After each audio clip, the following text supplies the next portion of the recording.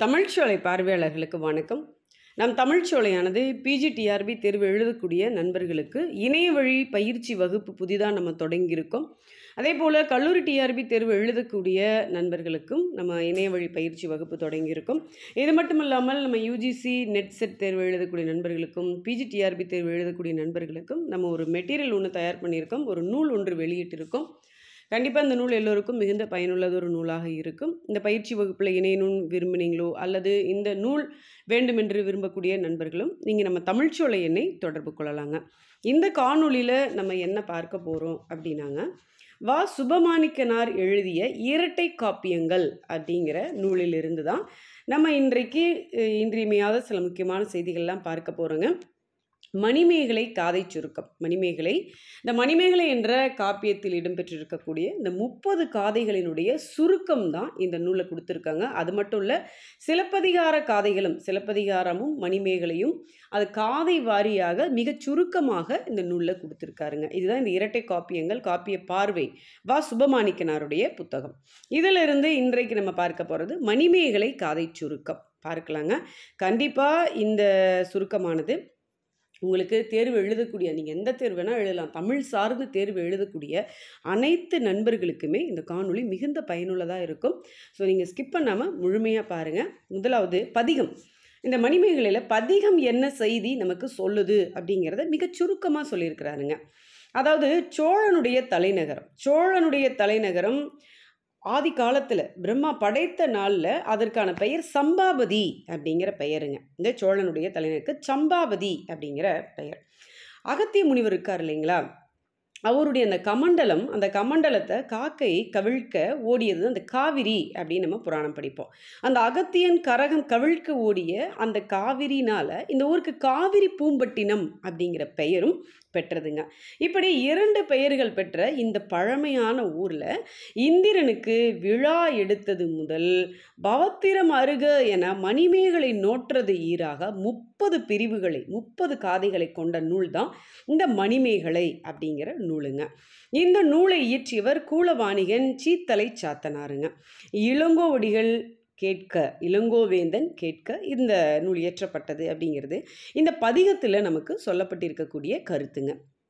அடுத்ததா விழாவரை காதை. இந்த விழாவரை காதையில் என்ன செய்தி அப்படிங்கிறத சுருக்கமாக சொல்லியிருக்கிறாருங்க. பொதியமலை முனிவன், அதாவது யார், நம்ம அகத்தியன். சரி, அந்த அகத்திய முனிவனுடைய வேண்டுகோள் சொற்கிணங்க தூங்கையில் இருந்த தொடித்தோட்செம்பியன், அவன் பேர் பாருங்க, தூங்கையில் எரிந்த தொடித்தோட்செம்பியன் அப்படிங்கிற அந்த சோழன் இந்த இந்திர விழாவை கொண்டாடணும்னு முடிவெடுக்கிறான். 28 நாட்கள் இந்த இந்திர விழாவை கொண்டாடினான். அது முதல் இந்த விழா தொடர்ந்து எந்த ஒரு இடையூறுமின்றி, இடைவெளியின் தொடர்ந்து இது நடைபெற்று கொண்டு வந்திருக்கிறது. இந்த சமய கணக்கரும் மற்றவங்களும் என்னன்னா, இந்த விழாவை மறந்தா, இந்த விழா எடுக்கிறதுக்கு தவறிட்டோம், இந்த விழா எடுக்க மறந்துட்டா இந்த பூதங்கள் துயர் செய்யும், அதனால இந்த ஆண்டும் இந்த விழாவை தொடங்கணும் அப்படின்ட்டு இந்த சமய கணக்கரும் பிற அறிஞர்களும் அறிவிக்கிறாங்க. அப்போ இந்த பறை அறிவிக்கிறவன் என்ன பண்ணுறான் அப்படின்னா, இந்த வஜ்ரக்கோட்டத்து முரசை யானையினுடைய பின்பக்கம், பிடரினா பின்புறம், அந்த யானையினுடைய பிடரியில் கழுத்து பகுதி பிடரியில் ஏற்றி என்ன பண்ணுறான், எல்லாருக்கும் அறிவிக்கிறான், எல்லாரையும் வாழ்த்தி அறிவிக்கிறான். இந்த விழாவில் தேவர்களும் கலந்து கொள்ளக்கூடிய விழா இந்த விழா. அதனால எல்லாரும் என்ன பண்ணுங்க, இந்த நகரத்தை அலங்காரப்படுத்துங்க, தூய்மைப்படுத்துங்க, துப்புரவு செய்யுங்க, எல்லாருக்கிட்டையும் அன்போடு இருங்க, இந்த நாடு வளம் சுரக்கணும் அப்படின்னு சொல்லி முரசு அறிவிக்கிறான். யார்? முரசு அறைந்தனன். யாருன்னா அந்த முரசு அறிவிக்கக்கூடியவன், அவன் வள்ளுவன் அப்படின்னு சொல்லுவாங்க. அடுத்ததாக ஊரலர் உரைத்த காதை. இப்போ மேலே சொன்ன விழாவரை காதையில் என்ன செய்திங்கிறது சுருக்கமாக சொல்லிட்டாருங்க. அடுத்து ஊரலர் உரைத்த காதை. இந்த காதையில் என்ன விஷயம் அப்படின்னு பார்க்கலாம். இந்த இந்திர விழா 28 நாட்கள் நடைபெறக்கூடிய இந்த இந்திர விழாவிற்கு, இந்த விழாவில் ஆடுறதுக்கு மாதவி வரலை, மணிமேகலையும் வரவில்லை. சரிங்களா, மாதவியும் வரவில்லை, மணிமேகலையும் வரவில்லை. ஏன்னா இவங்க ஆடல் மகளிர் அல்லவா. இதனால என்ன பண்ணுறாங்கன்னா, அவனுடைய தாய், யாருடைய தாய்? மாதவியினுடைய தாய் சித்ராபதி தோழி வயந்தமாலையை கூப்பிட்றா. வயந்தமாலையை அழைச்சி என்ன சொல்கிறா, ஐயோ இப்படி நம்ம இவங்க ஆடல் பாடல் போகாமல் இருக்காங்களே, இதனால இந்த ஊர் மக்கள் பழி சொல்லுவாங்க. அதனால ஊரவர் கூறக்கூடிய பழிமொழியை எடுத்துரைத்து சொல்றா அவங்கள சொல்லி. இதுல நாட்டியத்துறை தேர்ந்த நீ தவம் புரிதல் வெட்கம் சொல்றா மகள்கிட்ட. வயந்தமாலை, நீ நாட்டியத்துல பேர் போகியவள் துறை, அதுதான் நம்ம குலத்தொழில். அதுல நீ துறை தேர்ந்த நீ இப்படி சாமியாரா தவம் புரிதல் வெட்கம், இது நல்லதில்ல, ஊரார் சொல்லக்கூடிய பழிப்பு நல்லதில்ல அப்படின்ட்டு வயந்தமாலை மாதவி கிட்ட போய் சொல்கிறான். அதாவது சித்ராபதி சொன்ன விஷயத்த சித்ராபதி வயந்தமாலைகிட்ட சொன்னதை வயந்தமாலை போய் மாதவி கிட்ட சொல்கிறான். அப்போ அதை கேட்டுட்டு அவ சொல்கிறா, மாதவி, என் காதலன் கொலைப்பட்டது கேட்டு கடுந்துயிர் எய்தும் நான் ஊரவராளரை பொருட்படுத்திலேன் அப்படிங்கிறான். என்னுடைய காதலன் அவன் இறந்து விட்டான், கொலைப்பட்டான். அதை கேட்டு நான் மிகுந்த துயரத்தில், நானே ரொம்ப கஷ்டத்தில் இருக்கேன். இந்த சமயத்தில் இந்த ஊர்க்காரங்க சொல்கிறதையெல்லாம் நான் ஒன்றும் பொருட்படுத்தலை அப்படின்னு மாதவி சொல்கிறான். அது மட்டும் இல்லை, மேலும் என்ன சொல்கிறா, மாபெரும் பத்தினி மகளாகிய மணிமேகலை தீத்தொழிற் புகால். அது மட்டும் இல்லை, இவள் பெற்ற குழந்தைய மணிமேகலை என்னன்னு சொல்கிறா, கண்ணையனுடைய மகள்னு சொல்கிறா. மாபெரும் பத்தினி மகளாகிய மணிமேகலை இந்த மாதிரி கீழான தொழிலுக்கு அவ வரமாட்டா. நாங்கள் இருவரும் என்ன பண்ணுறோன்னா, அரவணடிகளை பணிந்து புத்த சமயத்தை சாரப்போகிறோம், புத்த சமயத்தை சார்ந்தோம் அப்படின்னு வாழ்க்கை புரட்சி தெரிவித்தால் ஒரு புரட்சிகரமான ஒரு விஷயம் சொல்கிறா. அடுத்தது பார்த்தீங்கன்னா, மலர்வனம் புக்க காதை. இப்போ 2 காதை முடிச்சிட்டோம். 3வது மலர்வனம் புக்க காதை. சரி, இந்த கோவலன் கண்ணகியருடைய அவங்களுடைய வாழ்க்கை வரலாறு, அவங்க எப்படி இருந்தாங்க என்ன அப்படிங்கிறத, அவங்களுடைய முடிவு எப்படி ஆணுச்சு, இதெல்லாம் மாதவி சொல்ல மணிமேகலை கேட்கிறான். கேட்டு அந்த மணிமேகலை அழறா.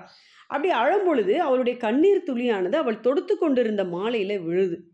உடனே என்ன ஆயிடுச்சு, ஐயோ இது நம்ம அதாவது கண்ணீர் பட்டுருச்சா, இந்த மாலை அதனுடைய புனிதத்தன்மை இழந்து விட்டதுன்னு சொல்லி புதிதாக மீண்டும் பூக்களை பறித்து வரும்படி மாதவி ஏவுகிறார். யாரா? மணிமேகலை ஏவுகிறார். உடனே மணிமேகலை சரிங்கிறா. ஆனால் மணிமேகலை தனியாக போகக்கூடாது என்றால் சுதமதி யார் அப்படின்னா மணிமேகலையினுடைய தோழி. அவ சொல்கிறா, இல்லை மணிமேகலை தனியாக அனுப்பக்கூடாது, நானும் போகிறேன் அப்படிங்கிறா. சரி போயிட்டு வாங்க. இவ யார் சுதமதி அப்படின்னா அவங்களுடைய அப்பா கௌசிகன். அவன் கௌசிக அந்தணன், ஒரு அந்தணன். அவனுடைய மகள் தான் நம்ம சுதமதி. சரி, இவங்க தனித்து போய் இவளுடைய கதை சொல்லும் பொழுது, யார் சுதமதியை பற்றி சொல்லும் பொழுது, அவள் தனித்து போய் மலர் கொய்த போது ஒரு சமயம் விஞ்சையன் மாருதவேகன் என்பவன் அவளை தூக்கி சென்று விட்டான். யார? சுதமதியை தூக்கி சென்று இன்புற்றும் பின்னர் மறுபடியும் இதே நகரில் கொண்டு வந்து விட்டுட்டான். சரிங்களா? அப்போ உவவனமே, அதனால் அங்கே போக முடியாது. உவவனமே சிறந்த சோலை, அங்கே ஒரு பழிக்கரை மண்டபம் இருக்குது, அது ஒளியை வெளிப்படுத்தாது, உருவத்தை மட்டும்தான் புலப்படுத்தும், இதெல்லாம் அவன் சொல்கிறா. எனவே அங்கிருக்கும் தாமரை பீடிகை, அந்த உவவனத்தில் ஒரு தாமரை பீடிகை இருக்குது. அந்த பீடிகையில் இட்ட அரும்பு நம்ம என்ன தெய்வத்தை நினைக்கிறோமோ, எந்த கடவுளை நினச்சி அந்த தாமரை பீடிகையில் இந்த அரும்பு போடுறோமோ அந்த தெய்வத்தின் அடியில் போய் அதை சேரும் அப்படின்னு விளக்குறா. இதெல்லாம் யார் சொல்கிறான்னா சுதமதி சொல்கிறா. அவளுடைய அனுபவம் சுதமதி சொல்கிறா. சரின்னு சொல்லிட்டு சுதமதி மணிமேகலை கூட்டிக்கிட்டு அந்த வீதி வழியாக போகிறா. வீதி வழியாக போகும் பொழுது தெருவில் வேடிக்கை பார்த்துக்கிட்டு இருக்காங்க இல்லையா, மக்கள்லாம் பார்க்குறாங்க. அவங்க 2 பேரையும் பார்த்துட்டு மக்கள் கூட்டம் ஒரு முகமாக திரும்பி, ஐயோயோ இவ்வளோ அழகான பொண்ணாக இருக்காளே, இவளை தவப்படுத்திய தாய் மிகவும் கொடியவள் அப்படின்னு சொல்லி அந்த ஊர் மக்கள் தூற்றுகிறார்கள். மணிமேகலை என்ன பண்ணுறா அப்படின்னு நடந்து உவவனம் நுழைந்தா. மணிமேகலையும் சுதமதியும் உவவனம் போகிறாங்க. சரி, அடுத்து பார்த்தீங்கன்னா 4வது காதை பழிக்கரை புக்க காதை. சரி, உவவனத்தில் இயற்கை எழில சுதமதி காட்டுறாங்க. பாரு எவ்வளோ இப்படிலாம் இருக்குது அப்படி பார்க்குறா. இவ காட்ட மணிமேகலை அதை பார்த்து ரசிக்கிறா, பார்த்துக்கிட்டு இருக்கா. அப்போ அங்கு பார்த்தீங்கன்னா அவள் அங்கு உள்ளால் இவங்க 2 பேரும் இந்த மாதிரி உவவனத்துக்கு போயிருக்காங்க அப்படிங்கிற செய்தி மணிமேகலை இந்த உவவனத்தில் இருக்கிறா அப்படிங்கிறத எட்டிக்குமரன் என்பவனால் சோழ மகன் உதயகுமரன் அறிந்து கொண்டான். எட்டிக்குமரனால் அறிந்த சோழ அரசன் மகன் உதயகுமரன் என்ன பண்ணுறான், அவங்கள பார்ப்பதற்காக மணிமேகலை காண்பதற்காக தேரேறி அந்த வனத்திற்கு வருகிறான். சரி, தேருடைய சத்தம் கேட்குது, அந்த ஒளி. இந்த தேரினுடைய ஒளி கேட்ட உடனே சுதமதி என்ன பண்ணுறா, சுதமதி கேட்குறா. உடனே மணிமேகலையை பழிக்கரை மண்டபம் புகுந்து தாழிட்டு உடனே மணிமேகலை 2 பேருமே கேட்குறாங்க, ஓ நம்ம நாடி நம்ம உதயகுமரன் வந்து விட்டான், ஆபத்து அப்படின்னு சொல்லிட்டு மணிமேகலை பழிக்கரை மண்டபத்துக்குள் புகுந்து கொண்டு தாழிட்டு கொண்டான். சரி, இந்த உதயகுமரன் தேடி வரான். காமம் கனிந்து நின்ற உதயகுமரன் வேட்கையில் வந்து நிற்கிறான். அவனை பார்த்துட்டு, முதுமை வேடம் பூண்டு முறைகூறிய குலத்தோன்றலே. யாரை சொல்கிறாங்க அப்படின்னா, கரிகால சோழன். அவன் தானே முதுமையை சொல்லால் முறை செய்தான் சோழன் குலவிச்சை கல்லாமல் பாகம் படும்பாங்க. அப்போ இள வயதிலேயே முதுமை கோலம் பூண்டு முறையாக நீதி சொல்லிய அந்த சோழ மன்னனுடைய குலத்தில் வழி வந்தவனே, குலத்தோன்றலே. மக்கள் யாக்கை வினையால் வந்தது வினையை விளைப்பது. அவன் சொல்கிறா வந்து எடுத்து சொல்கிறா. யார் அப்படின்னா சுதமதி உதயகுமரன்ட்ட சொல்கிறா. இப்படிப்பட்ட சோழ மன்னனுடைய வழி தோன்றலாக வந்தவனே, நம்ம எல்லாமே வினை தான். நம்ம என்ன செய்கிறோமோ அது கிடைக்கும். அதனால் இந்த அழகு அப்படிங்கிறது ஒன்று இல்லை, நிலையற்றது. இந்த அழகு அப்படிங்கிறது நிலையற்றது அப்படின்னு சொல்லி நிறைய நிலையாமையில் நிறைய சொல்கிறா. ஏன்னா அவனுடைய மனதை மாற்றணும் அப்படிங்கிறதுக்காக சொல்கிறா. அப்படி சொல்லிக்கிட்டு இருக்கும் பொழுது உதயகுமரன் அந்த பளிக்கரை மண்டபத்துக்குள்ளே பார்க்குறான். அங்கே மணிமேகலையினுடைய செம்மேனி பளிங்கில் அவன் கண்ணுக்கு பட்டது. அதை பார்த்துட்ருக்கான். சரிங்களா? இதோட இந்த பளிக்கரை புக்க காதை முடிந்தது. அடுத்ததாக மணிமேகலா தெய்வம் வந்து தோன்றிய காதை, 5வது காதை. இதில் என்ன சொல்கிறாங்கன்னா, அந்த பளிங்கில் அந்த உருவத்தை பார்த்துட்டு உதயகுமரன் பார்க்குறான். ஓவியம் அன்று, அது ஓவியம் அல்ல, மணிமேகலை தான் என்று அறிந்து கொண்டான். அவ்வளவு அழகாக இருக்கலாம், அதனால ஓவியம் இல்லை மணிமேகலை தான் என்று அறிந்த உதயகுமாரன் என்ன பண்ணுறான், அவனுக்கு வந்து ஆசை எல்லை கடந்து போகுது. நீர்ப்பெருக்கிற்கு கரை இல்லை, அதே மாதிரி காமப்பெருக்கிற்கு நிறை இல்லை.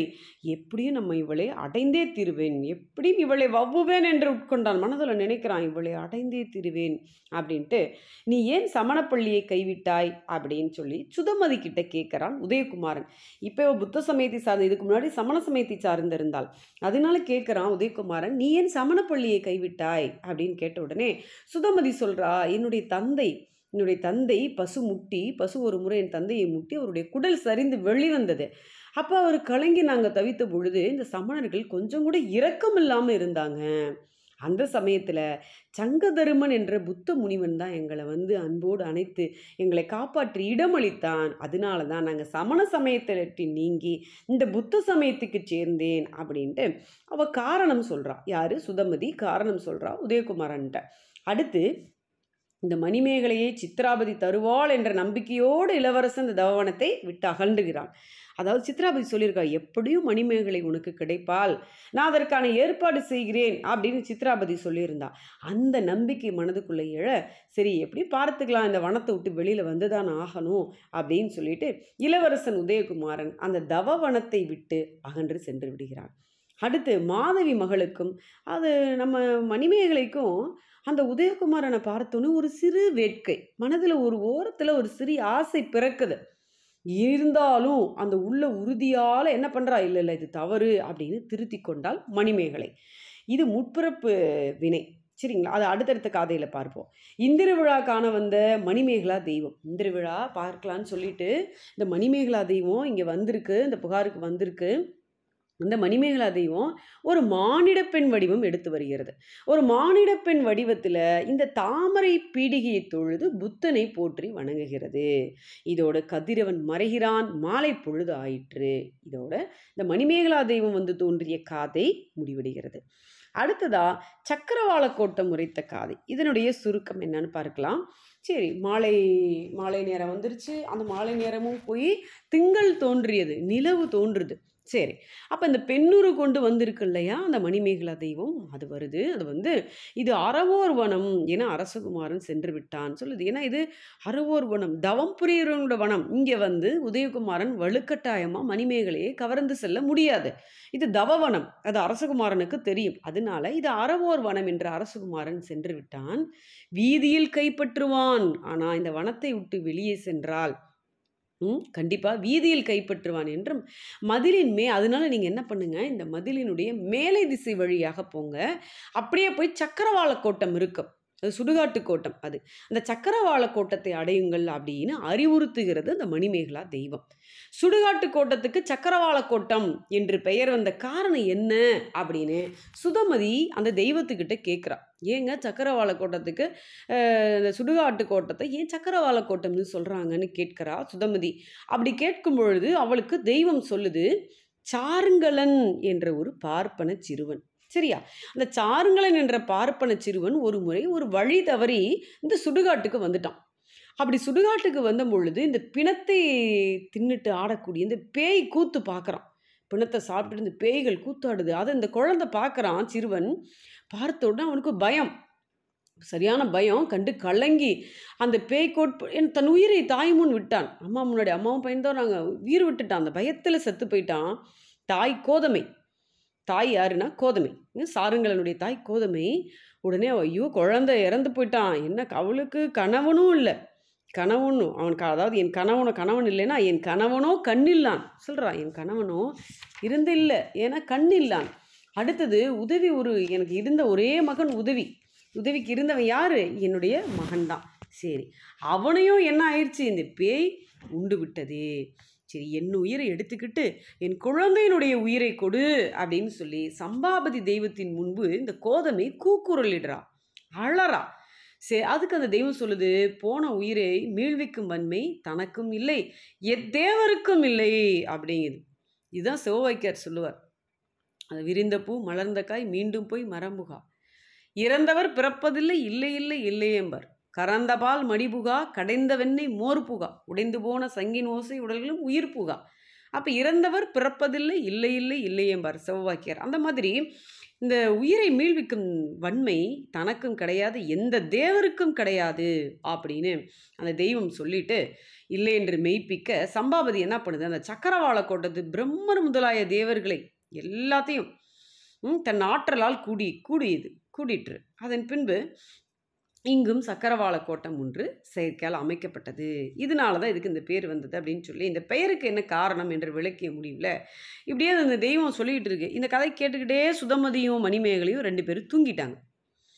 அப்புறம் மணிமேகலையை மட்டும் இந்த மணிமேகலா தெய்வம் என்ன பண்ணுது? சுதமதி 2 பேருமே தூங்கிட்டாங்க. அந்த கதையை கேட்டுக்கிட்டே தூங்கிட்டாங்க. மணிமேகலா தெய்வம் சொல்கிறத கேட்டுக்கிட்டு அப்படியே தூங்கிட்டாங்க. மணிமேகலையை மட்டும் இந்த தெய்வம் என்ன பண்ணுது? அப்படியே தூக்கிட்டு போய் மணிப்பல்லவ தீவில் வச்சுட்டு போயிடுச்சு.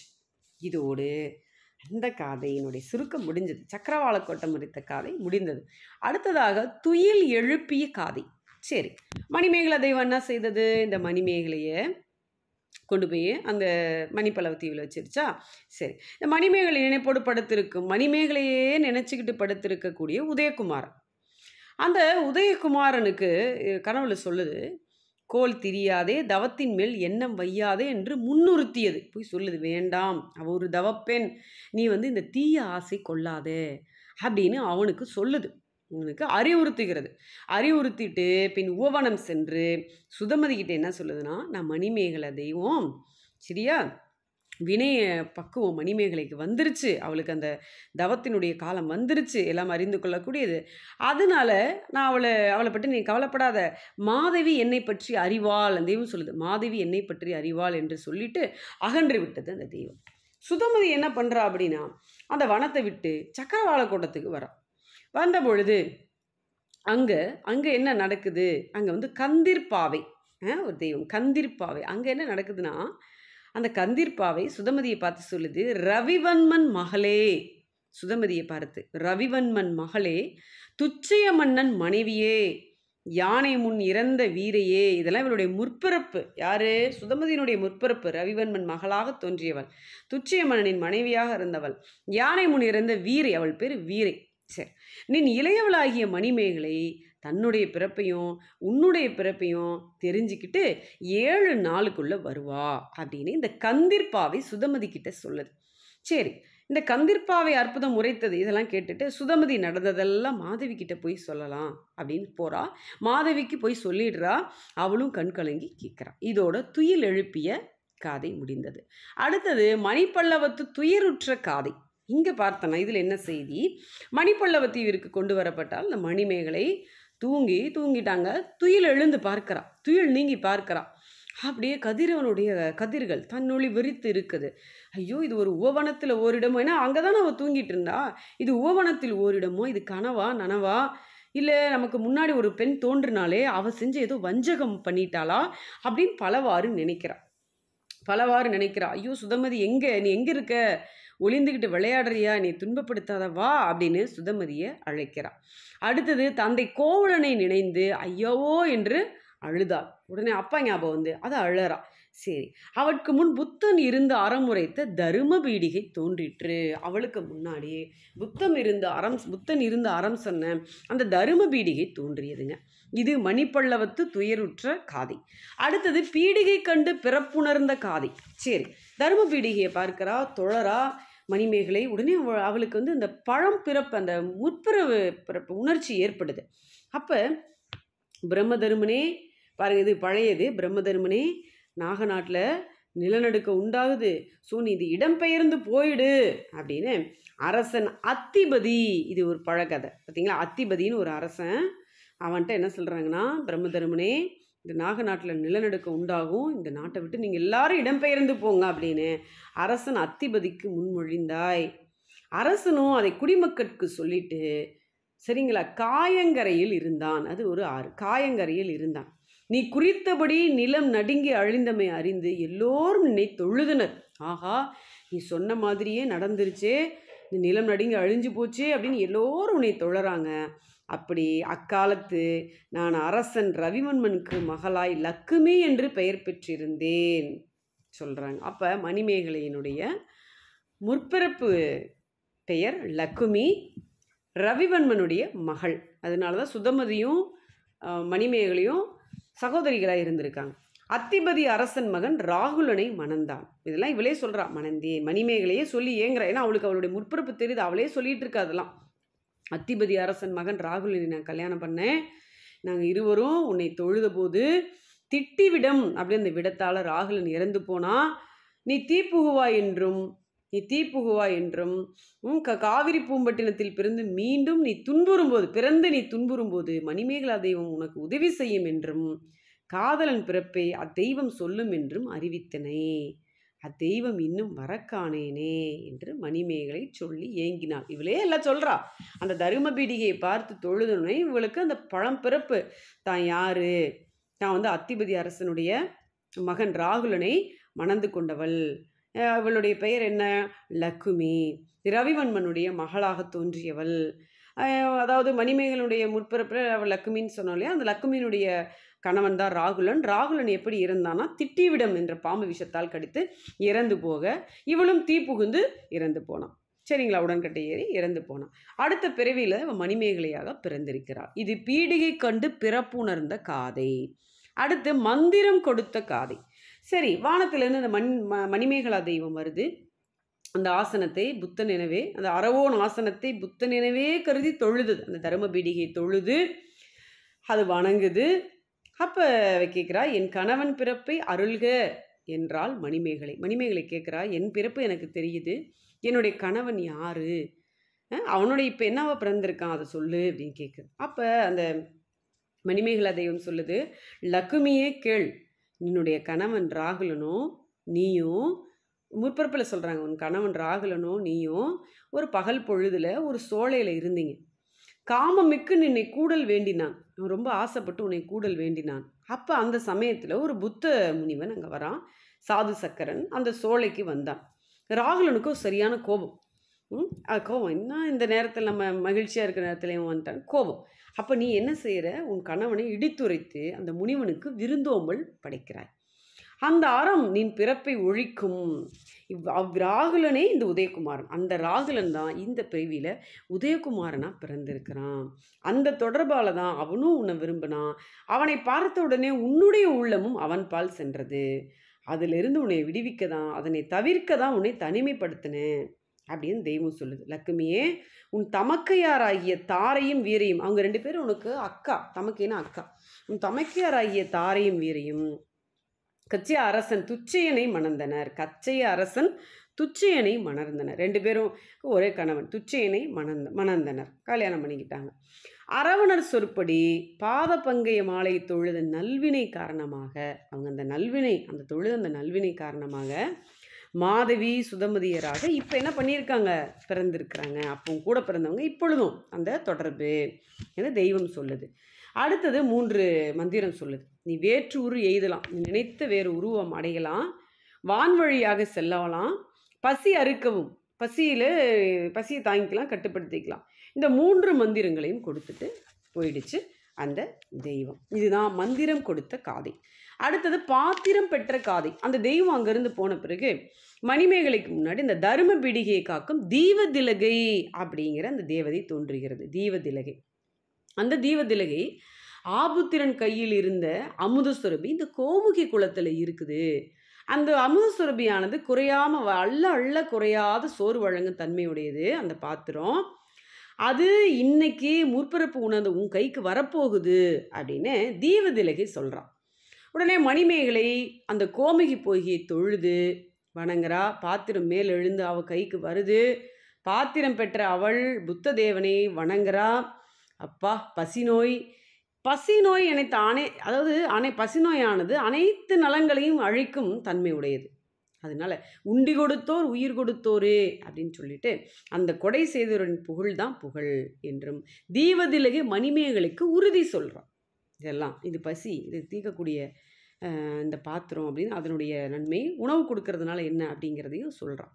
சொல்ல உடனே அவருக்கு இப்பிறப்பில் அமுத சுரபி கிடைப்பதற்கு சென்ற பிறப்பில் சாது சக்கர முனிவனை விருந்து கொண்ட நல்வினைதான் காரணம்.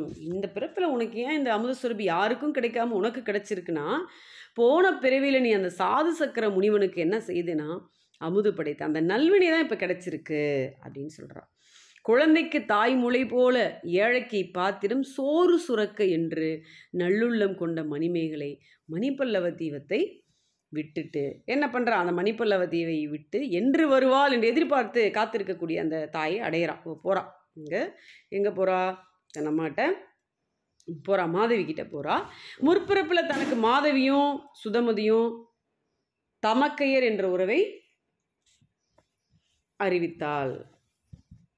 போய் அவங்ககிட்ட சொல்கிறா, முற்பிறப்பில் நீங்கள் 2 பேரும் எனக்கு சகோதரிகளாக இருந்தீங்க அப்படிங்கிறதையும் போய் சொல்கிறா.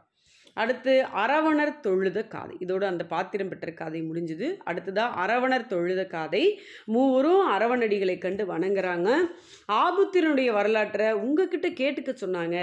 யார் சொன்னா? தீவதிலகை போய் நீ அரவண அடிகள்கிட்ட ஆபுத்திரனுடைய வரலாறை கேட்டுக்கொள் அப்படின்னு அனுப்பியிருக்கா. மணிமேகலைகிட்ட சொல்லியிருக்கா. இதை மணிமேகலை சொல்கிறா. தீவதிலகை உங்ககிட்ட கேட்க சொன்னாங்க. அடுத்து மற்றும் ஒரு முறை பங்கயமலை தொழ சென்ற போது, இது மறுபடியும் ஃப்ளாஷ்பேக் வராங்க. துச்சய மன்னனை கண்டேன். துச்சய மன்னனை பார்த்தேன். அப்போ இளைய மனைவி வீரை யானையால் மடிந்து போகிறான். அதை தாங்கிக்க முடியாமல் மூத்தவள் அக்கா தங்கை 2 பேரும் ஒருத்தரை மனம் புரிந்து கொண்டாங்க இல்லையா, துச்சய மன்னனை, வீரையும் தாரையும். அப்போ வீரை யானையால் இறந்து போக அது போகிறாது மூத்தாள் தாரையும் மேலே ஏறி கீழ் விழுந்து இறந்து போகிறான். அவளும் இறந்து போகிறான். அவன் வருத்தப்படுறான். அவன் யார்? கணவன் வருத்தப்பட்டான். அப்போ பெண்களே, நீங்கள் அந்த பெண்கள் தான் இப்போ நீங்கள் அப்படின்னு மாதவிக்கும் சுதமதிக்கும் சொல்கிறாங்க. அரவணர் சொல்கிறார், அவங்க தான் நீங்கள், உங்களுடைய முன்பிறப்பு அப்படின்னு சொல்கிறாங்க.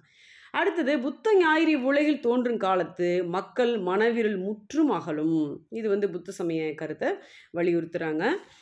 அடுத்தது குறைப்பிறவிகள் பிறவா அவன் சொல்லும் அருளறம் அதெல்லாம் சொல்கிறாங்க.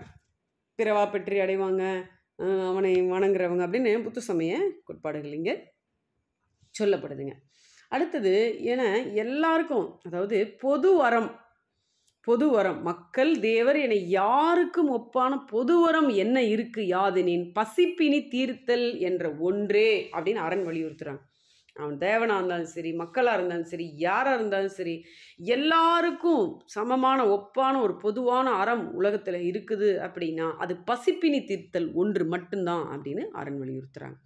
அடுத்த ஆபுத்திரன் திறம் அறிவித்த காதை. சரி, இது 13வது காதை. அரவணர் மணிமேகலைக்கு சொல்லிட்டாரு ஆபுத்திரனுடைய வரலாறு. என்ன வரலாறு? அதாவது ஒரு பார்ப்பனி, அவள் பேர் சாலி, குமரி துறையாட சென்ற வழியில் ஒரு ஆண் குழந்தையை பெற்றுட்டா. அந்த ஆண் குழந்தையை ஒரு தோட்டத்தில் போட்டுட்டா. அந்த குழந்தையினுடைய குரல் கேட்ட ஒரு பசு அதுக்கு பால் ஊட்டி காப்பாற்றுது. இதை மறையவன் ஒருவன் இளம் பூதி அவன் பார்க்கிறான். அவன் பார்க்குறான். பார்த்துட்டு இது ஆண் மகன் அல்ல, என் மகன், அதுவும் இது பசுவோட குழந்தை இல்லை, என்னுடைய குழந்தைன்னு சொல்லி அந்த குழந்தையை எடுத்துகிட்டு போய் பல வருடம் அந்த குழந்தையை நல்ல முறையில் வளர்க்குறான். அந்த குழந்தை தான் ஆபுத்திரன். அந்த ஆபுத்திரன் ஒரு முறை வேள்விக்காக கொலை செய்ய கட்டியிருந்த அந்த பசு மேலே இறக்கம் கொண்டு அதை என்ன செய்கிறான் அப்படின்னா ஓட்டிகிட்டு போகிறான். அதை காப்பாற்றுறதுக்காக கலையில் ஓட்டி சென்றான். அதை பார்த்துட்டு அந்தணர்கள் எல்லாம் இவன் திருடன், பசுவை திருடிட்டு போகிறான், யாக பசுன்னு சொல்லி அவனை பிடிச்சு அடித்து அவனை துன்புறுத்துறது மட்டும் இல்லாமல் பல விதமான சொற்களால் அவனை காயப்படுத்துகிறாங்க. புலையன், கற்பிழந்தவளுடைய மகன் அப்படின்னு அவனை துன்புறுத்துகிறாங்க. தந்தை, அவனை வளர்த்த தந்தை பூதியும் வீட்டை விட்டு துரத்திட்டாரு. அப்போ அந்தணர்கள் வாழக்கூடிய அந்த கிராமந்தோறும் பிச்சை கேட்டு பார்க்குறான் ஆபுத்திரன். ஆனால் ஏந்திய பிச்சையில் பாத்திரத்தில் கல்லை போடுறாங்களே ஒழிய சோறு போடலை. அதனால் அந்த ஊரை விட்டுட்டு மதுரைக்கு போகிறான். மதுரைக்கு போயிட்டு அங்கே சிந்தாதேவியினுடைய அம்பலத்தில் கோவிலில் தங்குறான் ஆபுத்திரன். பிச்சை வாங்கிட்டு அந்த ஏழைகளுக்கெல்லாம் உணவு கொடுக்குறான் அந்த பிச்சைஸ்வர. மீதி இருக்கிற எஞ்சியதை உண்டு அந்த திருவோட்டை தலைக்கு வச்சு கொண்டு உறங்கினான். இது ஆபுத்திரன் திறம் அறிவித்த காதையில். அடுத்ததா பாத்திர மரபு கூறிய காதை. ஆபுத்திரன் வரலாற்றை அரவணர் தொடர்ந்து சொல்கிறாரு. ஒரு நாள் நள்ளிரவு நேரம் சில பேர் பசின்னு வந்து நம்ம ஆபுத்திரன்ட்ட நிற்கிறாங்க. பிச்சை வாங்கிய சோறு எதுவுமே மீதி இல்லையே, ஐயோ என்ன செய்ய அப்படின்னு ரொம்ப வருத்தப்படுறான் ஆபுத்திரன். அப்போ சிந்தாதேவி வெளிப்பட்டு, நீ கலங்காதே, இந்தா இதை கொள்க அப்படின்னு சொல்லி இந்த வற்றாத அமுத சுரபியை அந்த ஆபுத்திரன் கிட்ட கொடுக்குறான். அந்த நாள் தொட்டு எந்த உயிரும் பசி அறியாததாயிற்று. ஏன்னா அதிலிருந்து வரக்கூடிய உணவு எல்லா உயிர்களுக்கும் கொடுக்குறான். அப்போ தேவி அம்பலத்து ஊன் ஒளி அறவும் பெருகிற்று. அந்த அம்பலத்தில் எல்லாரும் சாப்பிட்ற அந்த ஓசை பெருகுது. இந்திரன் ஆபுத்திரனுக்கு சிறப்பு செய்ய வர்றான். வரும்பொழுது உண்டோர் முகமலர்ச்சி எனக்கு அறப்பையன், எனக்கு வேற எதுவும் வேண்டான்னு சொல்லி மறுத்துறான். உன்னை இந்திரனை ஆபத்து வேணாம் எனக்கு அப்படின்னு சொல்லிடுறான். இவன் பாத்திரத்துக்கு வேலை இல்லாமல் வைக்கிறேன், இதை வச்சிருக்கிறதுனால தான் இவன் இந்த மாதிரி பண்ணுறான்னு சொல்லி தேவேந்திரன் என்ன செய்கிறானா, நாடு முழுதும் நல்ல மழை பெய்ய வைக்கிறான். பாண்டிய நாட்டில் பஞ்சமே இல்லாமல் ஆயிடுது. பாண்டிய நாட்டில் பஞ்சமே இல்லை, யாரும் இறப்பவர்கள் வந்து யாரும் இல்லை அங்கே. அந்த சமயத்தில் சாவக நாடுன்னு ஒரு நாடு, அந்த நாட்டில் மழை இல்லை, பசியால் இருக்காங்க. இது கேள்விப்பட்ட ஆபுத்திரன் அந்த நாட்டுக்கு களத்தில் போகிறான். அவனை வந்து அழைச்சிட்டு போகிறாங்க சில பேர். அவன் அந்த நாட்டுக்கு கப்பலில் போகிறான். போகும்பொழுது மணிப்பல்லவத்தில் இறங்குறாங்க. மணிப்பல்லவத்தில் இறங்கியவனை பார்க்காம கப்பலில் வந்தவங்க அவனை விட்டுட்டு போயிட்டாங்க. அத்தீவில் மக்கள் யாருமே இல்லை. பாத்திரத்தை வச்சுக்கிட்டு நம்ம மட்டும் வயிறு வளர்க்கக்கூடாது, அதை விரும்பலை அவன் ஆபுத்திரன். அதனால என்ன செய்கிறான் அப்படின்னா, அதை விரும்பாத ஆபுத்திரன் அந்த பாத்திரத்தை கோமுகி குளத்தில் போட்டுட்டு அருளுடையவங்க கையில் இந்த பாத்திரம் புக வேண்டும் என்று சொல்லி அமுத சுரபியை கோமுகி பொய்களில் விட்டு உயிர் நிறுத்தி விடுகிறான். அவன் சாவக நாட்டு வேந்தனது வயிற்றில் இன்று பிறப்பெடுத்திருக்கின்றான். சாவக நாட்டு வேந்தனுடைய பசுவினுடைய வயிற்றில் மீண்டும் அவன் பிறப்பெடுத்திருக்கின்றான் அப்படின்னு ஆபுத்திரன் வரலாறு சொல்லி முடிக்கிறார். அடுத்தது பாத்திரங்கொண்டு பிச்சை புக்க காதை. ஆபுத்திரனை காத்த அந்த பசு, அவனை காத்துச்சு இல்லையா அந்த பசு, அது பொன்மயமாய் சாவக நாட்டில் மண்முக முனிவர்கிட்ட போகுது. அதன் வயிற்றில் பொன்முட்டையிலிருந்து ஆபுத்திரன் வெளிவந்தான் அப்படிங்கிற கதை சொல்கிறாங்க. புத்ததேவன் தோன்றக்கூடிய காலத்து நிகழும் நல்ல இயற்கைகள் இவன் பிறந்த நாளிலும் காணப்பட்டன. புத்ததேவன் பிறந்தப்ப என்னென்னலாம் நல்ல சகுனங்கள் தோன்றுச்சோ அதெல்லாம் இந்த ஆபுத்திரன் பிறந்த பொழுதும், ஏன்னா அவன் மீண்டும் பிறப்பெடுக்கிறான். சரி, அப்போ அந்த சாவக வேந்தன் பூமிச்சந்திரன் என்பவன் இந்த ஆபுத்திரனை மகனாக எடுத்து வளர்க்கிறான். அந்த மகன் இப்பொழுது அரசாண்டு கொண்டிருக்கின்றான் அப்படின்னு ஆபுத்திரனுடைய இப்போ என்ன நிலையில் இருக்காங்கிறதையும் சொல்கிறாங்க. சரி, இப்படி சொல்லி முடிக்கிறார் அரவணர். இதெல்லாம் அரவணர் தான் சொல்கிறார். சோநாட்டில் உயிர்கள் பசியால் துடித்தன. பிக்குனி கோலம் கொண்ட மணிமேகலை என்ன பண்ணுறான்னா, இந்த பாத்திரம் ஏந்தி வீதிக்கு வர்றா. அவளுடைய அழகுக்கு ஒவ்வாத தவக்கோலத்தை கண்டு ஊர் மக்கள் பரிதாபப்படுறாங்க. பத்தினி பெண்டிரிடத்தில் முதலாக அந்த பாத்திரத்தில் பிச்சை வாங்க வேண்டும் அப்படின்னு விரும்புகிறா மணிமேகலை. அப்படிப்பட்ட அந்த மணிமேகலைக்கு ஆதிரிகிட்ட போய் நீ பிச்சை பெறலாம் என்று சொல்லி யார் சொல்கிறாங்கன்னா, யானைத்தீ நோயால் மிகுந்து துன்புற்று கொண்டிருக்கக்கூடிய காயசண்டிகை கூறுகிறாள். சரி, இதோடு வந்து நம்ம முடிச்சிருக்கோம். அந்த 15 காதை இதில் பார்த்துருக்கோம். மீதி 15 காதைக்கான சுருக்கத்தை நம்ம அடுத்த காணொளியில் பார்க்கலாம். இந்த நூல் இரட்டை காப்பியங்கள், காப்பிய பார்வை சுபமாணிக்கனார் எழுதிய நூல். இது ஒவ்வொரு காதையும் மிக சுருக்கமாக இதில் கொடுத்துருக்காங்க. இந்த காணொளியை நீங்கள் நல்லா கேளுங்க. கண்டிப்பாக இது உங்களுக்கு மிகுந்த பயனுள்ளதாக இருக்கும். உங்கள் நண்பர்களுக்கும் இதை ஷேர் பண்ணுங்கள். இந்த காணொளி குறித்த உங்களுடைய கருத்துக்களை நீங்கள் கமெண்ட் பண்ணுங்கள். தொடர்ந்து நம்ம தமிழ்ச்சோலையை பார்த்துட்டு வாங்க. தொடர்ந்து நம்ம தமிழ்ச்சோலைக்கு பேராதரவு கொடுத்து கொண்டு வரக்கூடிய நண்பர்கள் அனைவருக்கும் மனமார்ந்த நன்றி. வணக்கம்.